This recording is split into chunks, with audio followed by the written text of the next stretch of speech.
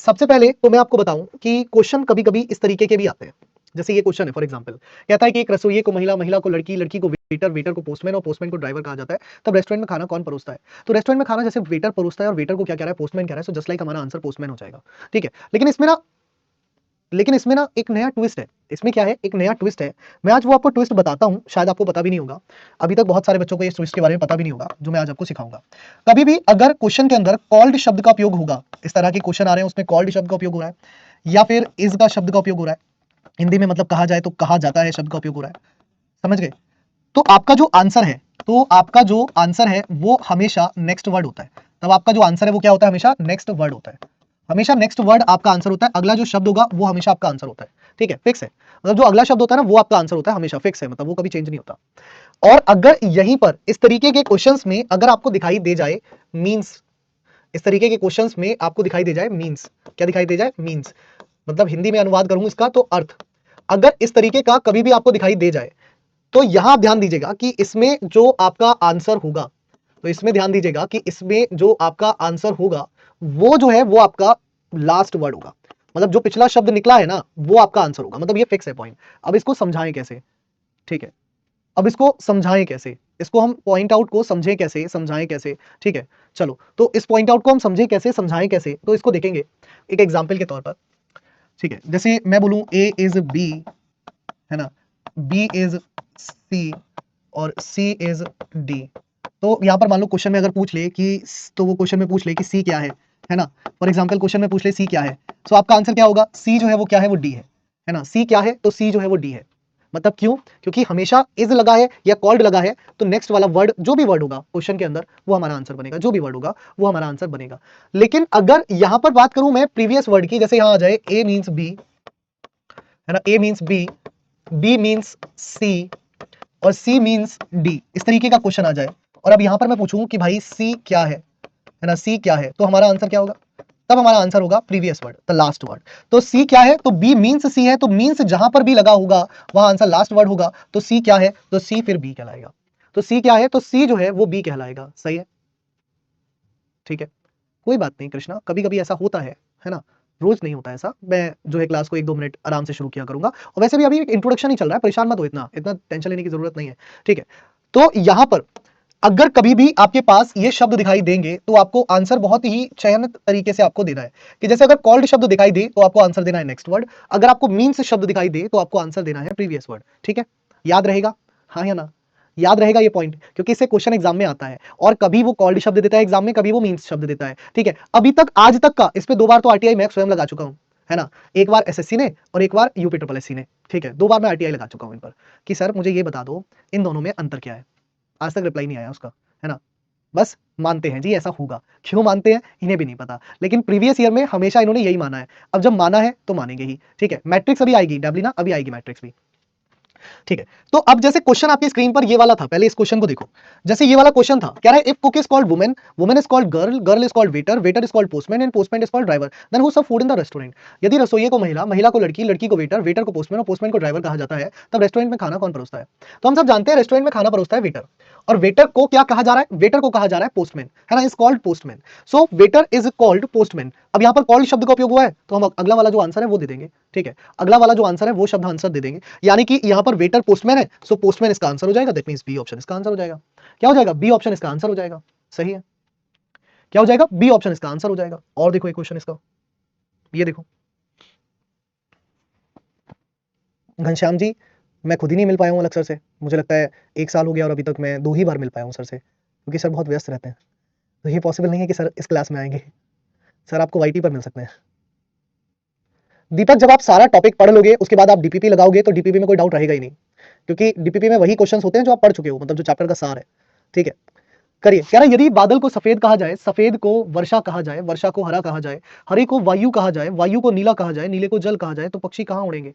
है ना। If cloud is white, white is rain, rain is green, green is air, air is blue, blue is water, then where would bird fly. तो भैया हवा में उड़ते हैं पक्षी, है ना। देखो सबसे पहले तो मुझे बताओ पक्षी उड़ते कहाँ हैं? तुम्हारा आंसर यहां से निकलेगा, जो सी और डी दे रहे हैं, है ना, तुम्हारा आंसर जो है वो यहां से आएगा कि पक्षी कहाँ उड़ते हैं। यहां पर या तो आसमान शब्द का उपयोग होता। ठीक है, आप पीडब्ल्यू की बुक ले लो बेटा, प्रैक्टिस के लिए बढ़िया है पीडब्ल्यू की बुक्स। या तो यहां पर आसमान शब्द होता है ना, मतलब तो बात ठीक है, नहीं है, बादलों में तो पक्षी नहीं उड़ते हैं, पक्षी कहां उड़ते हैं फिर? हवा में, एयर, एयर मतलब वायु में पक्षी उड़ेंगे। अब वायु में पक्षी उड़ते हैं, जल में मछली रहती है, सिंपल सी बात है। वायु को नीला कहा गया है, वायु को क्या कहा गया है? सो वायु को नीला कहा गया है ना, वायु को नीला कहा गया है, air is called blue, so blue is our answer. तो हमारा आंसर क्या होगा? हमारा आंसर होगा ब्लू, हमारा आंसर होगा blue, air is called blue, so हमारा आंसर होगा ब्लू। ठीक है, क्या हो जाएगा? हमारा आंसर हो जाएगा ब्लू, ब्लू आईज हिप्नोटाइज, है ना, वही वाला ब्लू। सही, चलिए बहुत बढ़िया। और देखिए, एक और देखिए ये क्या कह रहा है।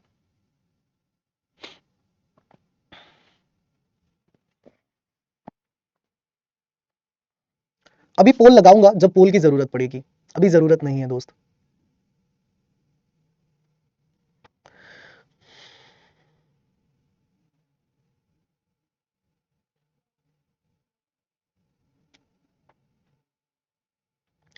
कह रहा है कि इफ, लेकिन नीले को आगे कहा गया है तो उससे मतलब नहीं है ना, हमें तो बस वही word next, just next word answer होता है, या जस्ट प्रीवियस वर्ड आंसर होता है। सो जस्ट नेक्स्ट वर्ड हमने देख लिया, बस वही हमारा आंसर हो गया। कह रहा है train is called bus, bus is called tractor, tractor is called car, car is called scooter, scooter is called cycle, cycle is called moped, then what is used for ploughing the field?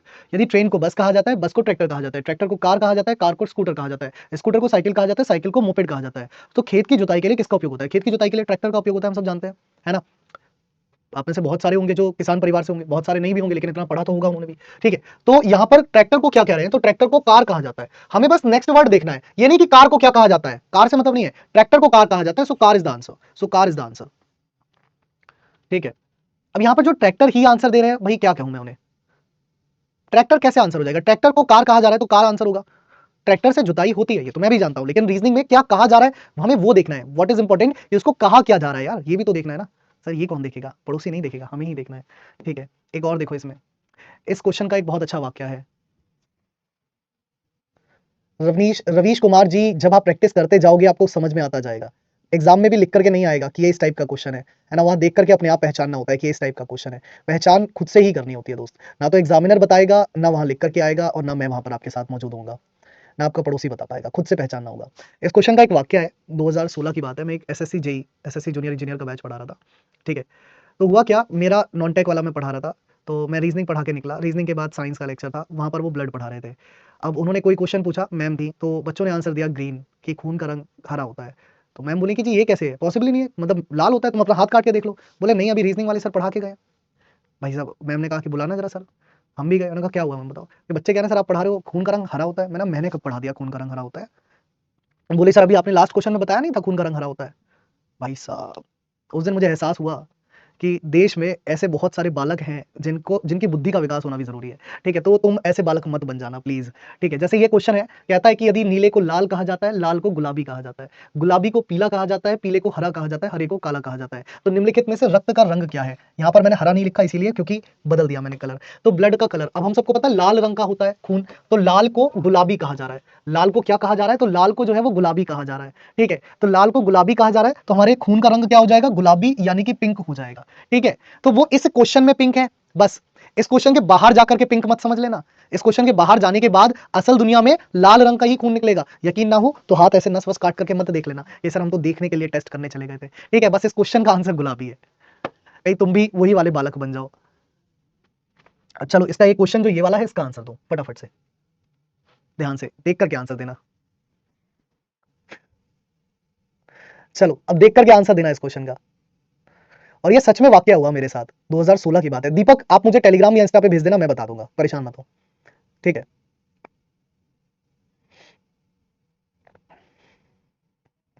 ये बात आपने जवान batch में भी बताई थी। तो अकाय जो सच है वही तो बताऊंगा, जो वाकया है वो बता देता हूं मैं, उसमें बताने में क्या है। सर पड़ोसी का काट कर चेक कर लेते हैं, केस कर देगा बेटे। अब देखो इसमें आंसर, आपने शब्द अगर ध्यान से देखा होगा तो आपका आंसर बिल्कुल सही आएगा, और आपने शब्द नहीं पढ़ा तो आंसर गलत हो जाएगा। क्यों? क्योंकि यहां पर अर्थ शब्द का उपयोग हुआ है, यहां पर मीन्स शब्द का उपयोग हुआ है, और मीन्स शब्द का जब भी उपयोग होगा, आपको याद रखना है कि मीन्स शब्द का जब भी उपयोग होगा तो आंसर जो है वो लास्ट वर्ड होगा। तो आंसर जो है, तो जो पिछला वर्ड रहा होगा वही आंसर होगा। इसका कारण क्या है ये भाई देखो मुझे भी नहीं पता है ना, मैं झूठ क्यों बोलूंगा आपसे, क्योंकि किताबों में भी इसका कोई कारण मेंशन नहीं है, प्रीवियस ईयर क्वेश्चन में आया हुआ है और इसका आंसर पिछला शब्द माना है। एक बार मैंने आरटीआई एसएससी पे लगाई थी, एक बार यूपी ट्रिपल एससी पे लगाई थी, उन्होंने भी इसका कोई कारण विशेष कारण नहीं दिया, बोले जी अर्थ का मतलब ये होता है इसलिए हम यहाँ पर मान करके चलते हैं, बस और कुछ नहीं। ठीक है, अब जैसे यहाँ पर कह रहा है कि एक विशिष्ट कोड भाषा में आकाश का अर्थ लाल है, लाल का अर्थ टमाटर है, टमाटर का अर्थ दूध है, दूध का अर्थ मृदा है, मृदा का अर्थ सफेद है, दी गई पौधा किसमें उगता है, तो पौधा उगता है मृदा में। तो मृदा से अगला शब्द वैसे सफेद होता है, आंसर होना चाहिए, लेकिन इसमें मींस लिखा है, अर्थ लिखा है, तो मृदा से पिछला शब्द आप देखोगे तो दूध दिया है, तो दूध इसका आंसर हो जाएगा, दैट मींस ऑप्शन बी। चलिए बहुत ही शानदार। अब आते हैं हम सर मैट्रिक्स पे। मैट्रिक्स की एक्चुअल में इतनी बड़ी कोड लैंग्वेज होती है, यहां से मैट्रिक्स की शुरुआत है, ये जो है ना ये मैट्रिक्स ही है। अब आप जब इसे पढ़ोगे तो उसका कोई काम नहीं है, ठीक है, ये बस एक लैंग्वेज है जिसका कोई काम नहीं है, जिसको हमें पढ़ना भी नहीं है। मैं आपको डायरेक्ट सिखाता हूँ मैट्रिक्स करते कैसे हैं। पहले मैं सिखा रहा हूँ, एक क्वेश्चन सीख लो, फिर 2 क्वेश्चन अपने आप से करना, ठीक है। पहले सीख लो, कमेंट्स ऑफ कर दो वरना मैं कर दूंगा, या तो तुम अपनी तरफ से कमेंट ऑफ रख लिया करो वरना मैं कर दूंगा, मेरे पास ऑप्शन होता है कमेंट ऑफ करने का, ठीक है। अब देखो जब मैट्रिक्स की बात आती है तो इस तरीके से मैट्रिक्स दिखती है। होता क्या है कि एक शब्द आपको दिया गया होता है, एक शब्द आपको दिया है, क्या दिया है, एक शब्द आपको दिया है, यहां पर मैट्रिक्स 1 दी है और यहां पर मैट्रिक्स 2 दी है। इस शब्द के बाद जैसे यहां पर 0 पे z है, 1 पर 0 है, ऐसा नहीं है। पता है इसका मतलब क्या है?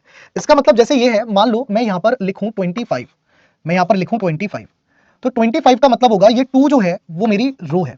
रो, रो का मतलब क्या होता है? क्षैतिज वाली रेखा है, सीधी सीधी, सीधी सीधी क्या होगी? रो कहलाती है। सर क्वेश्चन के आगे अगर इफ वी कंसिडर दैट, अगर यूज करें तो, मैं समझा नहीं चंदन आपका क्वेश्चन क्या है, ठीक है, मैं क्वेश्चन ही नहीं समझ पाया आपका, फिर से पूछो, मतलब एक्सप्लेन में। अब देखो रो का मतलब क्या होता है? सीधा सीधा। जैसे कॉलम का मतलब क्या होता है? घर में कॉलम लगते हैं ना, कॉलम मतलब खड़े खड़े और बीम मतलब लेटा लेटा, तो रो का मतलब लेटा लेटा, हॉरिजॉन्टल, क्षैतिज जिसको कहते हैं। तो रो जो है ना वो ये वाली चीजों को रो कहते हैं। जैसे ये है ना, ये क्या है? ये रो है, रो 1, ये क्या है? रो है, ये क्या है? ये रो है। ऐसे करके आप देखोगे तो ये सभी रोज कहलाएंगे, सभी क्या कहलाएंगी? ये सभी रोज कहलाएंगे, रोज रोज रोज, है ना, रोज वाला रोज नहीं, मतलब रो वाला रोज। ये सभी क्या है? ये सभी रोज है, ठीक है। अब अगर मैं बात करूं सर कॉलम क्या है, तो ये वाला हिस्सा जो है ना ऊपर से ऐसे करके जो होता है ये वाला, दिस इज कॉलम। ये क्या है? ये कॉलम है। कॉलम मतलब खड़े हुए, वर्टिकल। तो जब आपके पास एक शब्द दिया मैंने, एक नंबर दिया आपको मैंने 25, आपको एक नंबर दिया मैंने 25, तो 25 में जो 2 है वो तो रिप्रेजेंट कर रहा है रो को, किसको कर रहा है? रो को। और जो 5 है ये रिप्रेजेंट कर रहा है किसको? कॉलम को। ये किसको रिप्रेजेंट कर रहा है? ये रिप्रेजेंट कर रहा है कॉलम को। यानी कि सेकंड रो का 5th कॉलम मुझे देखना है। हाँ, क्वेश्चन में मैट्रिक्स देता है, याद थोड़ी ना करके जाओगे इसे। सेकंड रो का 5th कॉलम मुझे देखना है। क्या देखना है? सेकंड रो का 5th कॉलम, और उस पर देखना है कौन सा अक्षर आ रहा है। जैसे यहां पर अगर मैं देखूं तो ये रही सेकंड रो, सेकंड रो ये रही, और सेकंड रो का 5th कॉलम तो है नहीं, 4 लिखो इसे, फिर हम ज्यादा भावनाओं में बह गए, 24 लिख लो इसे, सॉरी।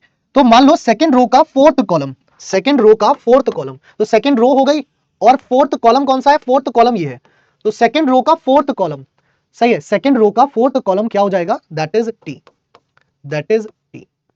तो 24 पर क्या आ रहा है? टी आ रहा है। 24 पर क्या आ रहा है? टी आ रहा है। अगर मैं यहां पर लिख देता, मान लो 76, क्या लिख देता? 76, तो 76 पर कौन सा अल्फाबेट आ रहा है? चेक करो, 76 पर कौन सा अल्फाबेट आ रहा है? चेक करो जरा, 76 पर कौन सा अल्फाबेट आ रहा है? तो 76 पर अगर मैं अल्फाबेट की बात करूं तो ये 7th रो है, ठीक है, और 6th कॉलम है। तो 7th रो और 6th कॉलम पर आर आ रहा है। क्या आ रहा है? आर आ रहा है, ठीक है। 98 पर बताओ, 98 पर क्या होगा? 98 पर बताओ, 98 पर क्या होगा? 98 पर बताओ, 98 पर क्या होगा?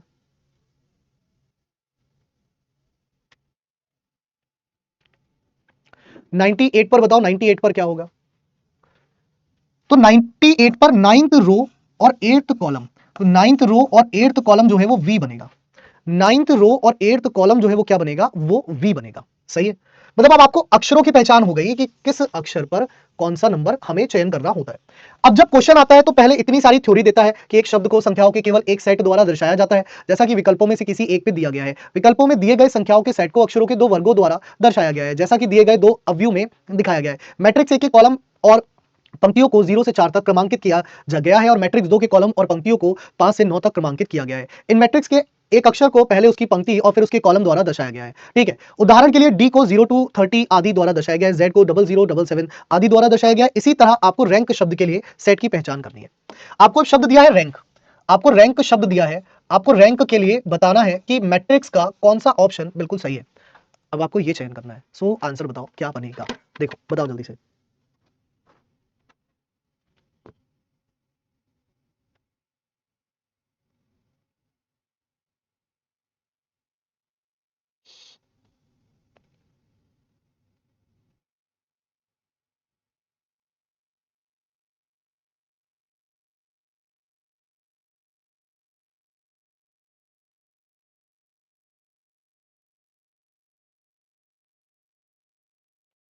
आ गया भाई।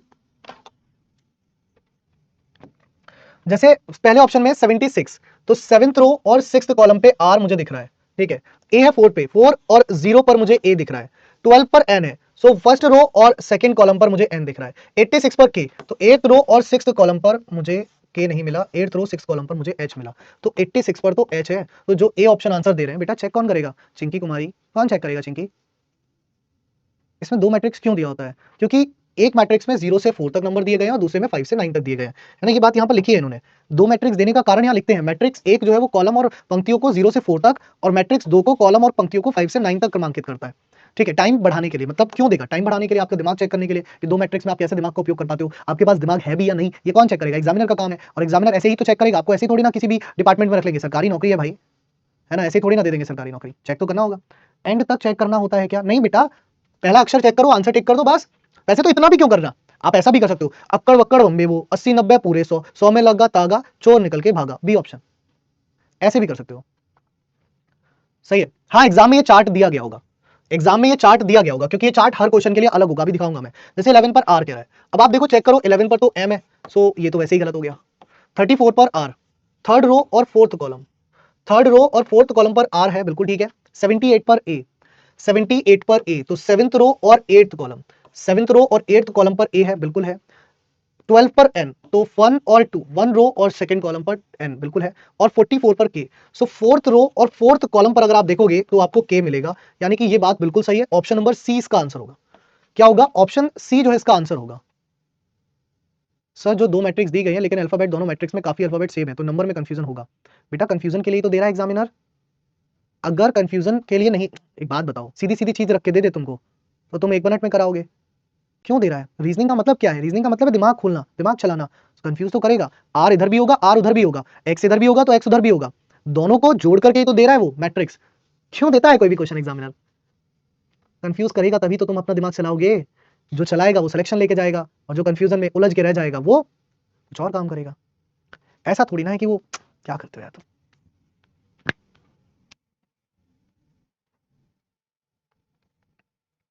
सही है। अब ये क्वेश्चन ट्राई करो अपने आप से, ये क्वेश्चन ट्राई करो अपने आप से।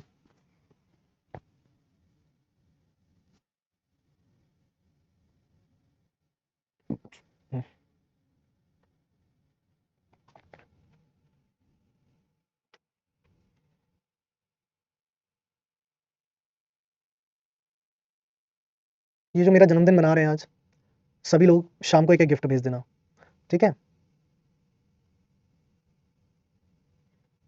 जितने आप में से जो भी मेरा जन्मदिन आज मना रहा है, आप सभी लोग शाम को एक एक गिफ्ट जो है मुझे भेज देना, ठीक है ना बेटा। तो शाम तक मैं उम्मीद रखूं आप सबसे, और वरना आप नहीं भेजोगे तो फिर पाप लगेगा, ठीक है, कि जन्मदिन भी बना लिया और गिफ्ट भी नहीं दिया, तो पाप लग जाएगा फिर।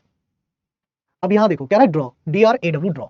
ये डी है, ये आर के लिए, ये ए के लिए, और ये डब्ल्यू के लिए। अब जैसे डी के नीचे 14 लिखा है, तो मैं चेक करूंगा क्या 14 पर डी आ रहा है या नहीं आ रहा, क्या 14 पर डी आ रहा है या नहीं आ रहा। देखो 1 ये रहा और 4 ये रहा, है ना। तो फर्स्ट रो और फोर्थ कॉलम जब मैंने चेक किया तो भाई मुझे तो डी मिल गया, यानी कि 14 पर कौन है, तो 14 पर तो डी है। 14 कौन है, तो 14 पर डी है, सही है।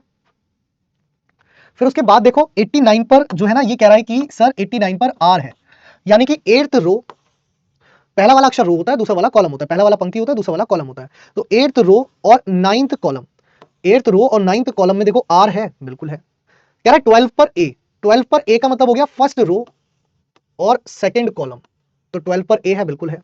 फिर कह रहा है 78 पर डब्ल्यू, मतलब 7th रो और 8th कॉलम, देखो 7th रो और 8th कॉलम पे डब्ल्यू है, बिल्कुल है। तो इसका आंसर क्या हो गया? इसका आंसर हो गया ऑप्शन ए।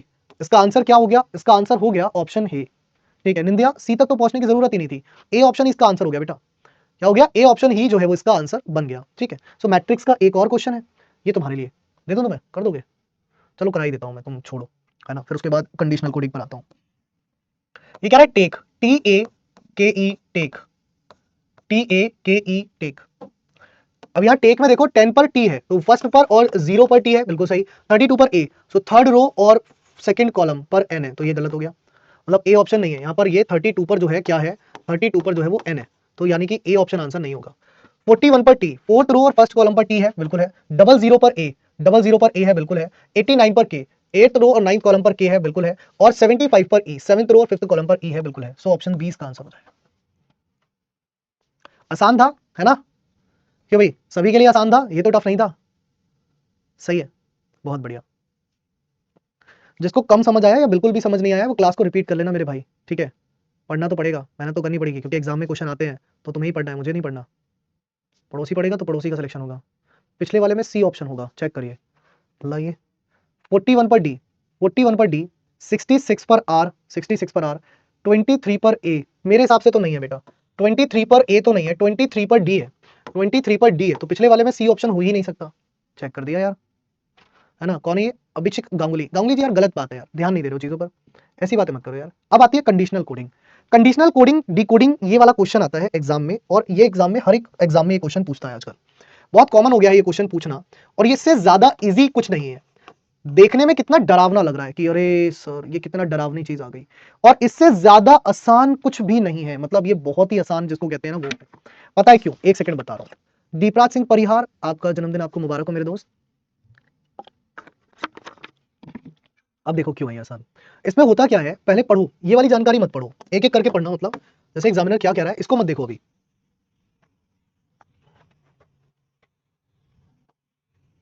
मान लो आपको ये कुछ नहीं दी गई होती, है ना, मान लो आपको ये सब कुछ ना दिया गया होता, फॉर एग्जाम्पल, ठीक है, आपको ये क्वेश्चन दिया गया होता। क्वेश्चन में कह रहा है निम्नलिखित तालिका को पढ़ें और दी गई शर्तों के अनुसार, कुछ शर्तें दी गई हैं, उसके अनुसार इसके लिए कोड बताएं। कोड क्या है, मतलब ये क्या है, 472938। अगर मैं आपको कोई शर्त देता ही नहीं, फॉर एग्जाम्पल मैं आपको कोई शर्त देता ही नहीं, तुम नहीं समझोगे ऐसे। अगर मैं आपको कोई शर्त देता ही नहीं, क्या कोई भी शर्त नहीं दे रहा, तो इसका मतलब क्या हो जाता? इसका मतलब हो जाता जो 4 का यहाँ कोड है, 4 का यहाँ कोड है, जैसे के तो के, 7 का कोड है टी तो टी, 2 का कोड है एम तो एम, 9 का कोड है डब्ल्यू सो डब्ल्यू, 3 का कोड है क्या, एन तो एन, और 8 का कोड है बी तो बी। अगर आपके पास कोई शर्त दी ही ना गई होती तो आपको जो ये चीजें दी गई हैं इनका डायरेक्ट आंसर ये होता, ये डायरेक्ट आंसर होता। कब? जब आपको कोई शर्त दी ही नहीं गई होती। जब आपके पास कोई शर्त ना दी गई होती तो इस नंबर का आंसर ये हो जाता, क्योंकि 4 का मतलब है के, 7 का मतलब है टी, 2 का मतलब है एम, 9 का मतलब है डब्ल्यू, 8 का मतलब है बी और 3 का मतलब है एन। सो ये डायरेक्ट हो जाता, लेकिन ऐसा नहीं है, उसने आपको कुछ शर्तें दी हैं। अब वो शर्तें क्या दी हैं उसको मैं पढ़ूं तो, अब वो शर्तें क्या दी गई हैं उसको अगर मैं रीड आउट करूं तो देखते हैं क्या शर्तें दी गई हैं, फिर हमारा आंसर क्या होगा। जैसे यहां पर इनने कहा शर्तों में क्या शर्त दी गई है, तीनों में से जैसे 3 4 2 शर्त आपको एग्जाम में देगा, तो तीनों में से अगर एक भी शर्त फॉलो करी, बातों को ध्यान से सुनना, जैसे 3 शर्त दी गई है इसमें 1 2 3, तीन में से अगर कोई भी एक शर्त फॉलो कर गई, एक शर्त अनुसरण कर गई, तो आप उस शर्त के अनुसार आंसर देंगे। अगर कोई भी शर्त अनुसरण नहीं करी तो आप डायरेक्ट जो अल्फाबेट के नीचे नंबर लिखा है या नंबर के नीचे अल्फाबेट लिखा है उसे डायरेक्ट देख करके आप आंसर दे देंगे। जैसे कि यहां पर कंडीशन तो हमारे पास यही है ना, कह रहा है कि read the following and find the relevant code for 472। हमारे पास जो शब्द दिया है वो क्या दिया है, वो दे रहा है 472938। अब पहली शर्त पढ़िए, कह रहा है both the first and last digit of the number are odd digit. क्या कह रहा है? कह रहा है यदि संख्या का पहला और अंतिम दोनों अंक विषम अंक हैं। क्या ऐसा हो रहा है पहला अंक और अंतिम अंक विषम है? नहीं है ना। विषम क्या होता है, जो 2 से भागना हो, 1 3 5 7 9 11, तो ये तो विषम नहीं है, मतलब पहली कंडीशन फॉलो नहीं करी, पहली कंडीशन फॉलो नहीं करी। दूसरे पे हो, कह रहा है यदि संख्या का पहला और अंतिम दोनों अंक सम अंक हैं, पहले तो इतना पढ़ोगे ना आप चीजों को, कह रहा है both the first and last digit of the number are even number. देखो है क्या, 4 और 8 पहला और अंतिम अंक दोनों ही क्या है, दोनों ही इवन है, दोनों ही क्या है, दोनों ही इवन है, सम संख्या है ना दोनों, बस यहीं से मिल गया आंसर। तो दोनों को z के रूप में कोडेड किया जाना है। अगर तो भैया ये इवन है तो इन दोनों को कोडेड एज z कर दो, मतलब 4 का भी z हो जाएगा और 8 का भी z हो जाएगा। तीसरी कंडीशन पढ़ो, यदि पहले और अंतिम अंक में से एक विषम और दूसरा सम है, पर ऐसा भी नहीं है, दोनों ही आपका सम संख्याएं हैं, तो तीसरी कंडीशन फॉलो नहीं करेगी। वैसे भी तीनों में से एक कंडीशन फॉलो करेगी, ये तो फिक्स है। बस अब यहां पर मुझे 4 के लिए z मिल गया और 8 के लिए भी z मिल गया, बाकियों का क्या करूं। यहां पर मुझे 4 का z मिल गया और 8 का z मिल गया, बाकियों का क्या करना है, बाकियों को यहीं से उठा लेना है। जैसे 7 के लिए t है तो 7 के लिए t ले लेना है, 2 के लिए m है तो 2 के लिए m ले लेना है, 9 के लिए w है तो 9 के लिए w ले लेना है, 3 के लिए n है तो 3 के लिए n ले लेना है। और ये मेरा आंसर हो गया अकॉर्डिंग टू द सिचुएशन। आज कितना आसान क्वेश्चन है बताओ, देखने में कितना डरावना लग रहा है और करने में कितना आसान है। तो मेरा आंसर हो गया ZTM WNZ, मतलब कि ऑप्शन ए, मतलब कि ऑप्शन ए। आया समझ भाई, बताओ जरा कमेंट्स में जल्दी से, आया समझ? इतना तो आ गया कि क्वेश्चन करोगे कैसे, है ना।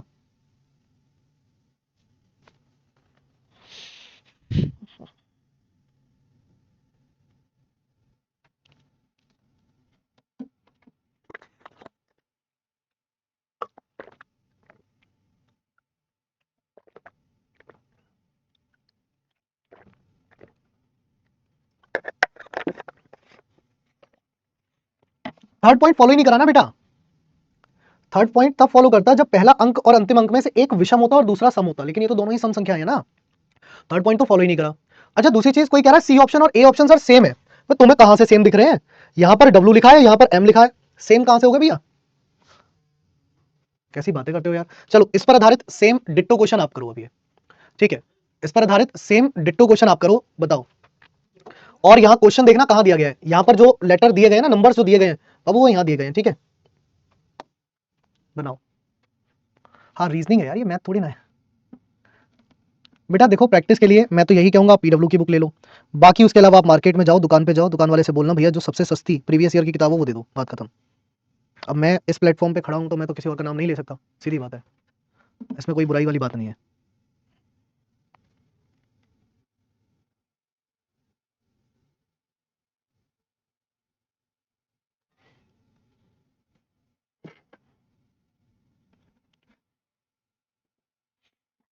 ये दिया है आपको, जैसे अब कंडीशन पढ़ो।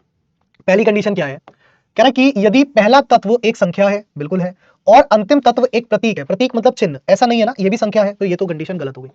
दूसरी पढ़ो, यदि पहला तत्व एक सम संख्या है, बिल्कुल है, और अंतिम तत्व एक विषम संख्या है, बिल्कुल है, दोनों सही कंडीशन बन गई। दूसरी कंडीशन बन रही है यार, जैसा क्वेश्चन यहाँ सामने दिया है ना, ऐसा क्वेश्चन एग्जाम में पूरा एज इट इज आएगा, ठीक है, एज इट इज एग्जाम में आएगा, जैसा ये था एज इट इज आया था, ये था, ये एज इट इज आएगा, कुछ भी तुम्हें याद करके नहीं जाना है, तुमसे याद नहीं करने को कह रहा है वो, ठीक है। तो पहले और अंतिम तत्व दोनों को कॉपीराइट के रूप में कोडेड किया जाता है, मतलब आपके पास जैसे ये है 857@9, तो यहां पर 8 का कोड भी कॉपीराइट हो जाएगा और 9 का कोड भी कॉपीराइट हो जाएगा, बाकी 5 का वही आ गया जो यहां दिया है, 5 पर बी दिया है बी, 7 पर सी दिया है सी, और @ पर आपका क्या दिया है, वाई दिया है वाई। तो कॉपीराइट बी सी, कॉपीराइट 5 का क्या दिया है, कॉपीराइट बी बी वाई, 7 का क्या है, 7 का सी है ना, ये एरर है भैया, मिसप्रिंट है, ये टाइपिंग एरर मार दी इन्होंने, यहाँ पर सी आएगा, बी बी वाई नहीं आएगा, बी सी वाई आएगा, ये बी बी वाई नहीं आएगा, ये बी सी वाई आएगा, क्योंकि @ का वाई है, ठीक है, ऑप्शन गलत है इसमें। यहाँ देखो 7 का जो है ना वाई है, सी है, तो 7 का जो है ना सी आएगा, 5 का बी है, ठीक है, 5 का बी आ गया, 7 का सी आ गया, और @ का वाई आ गया, और 9 का और 8 का कॉपीराइट आ गया, ऑप्शन तो बी होगा, बट यहाँ पर ना ये सी कर लेना।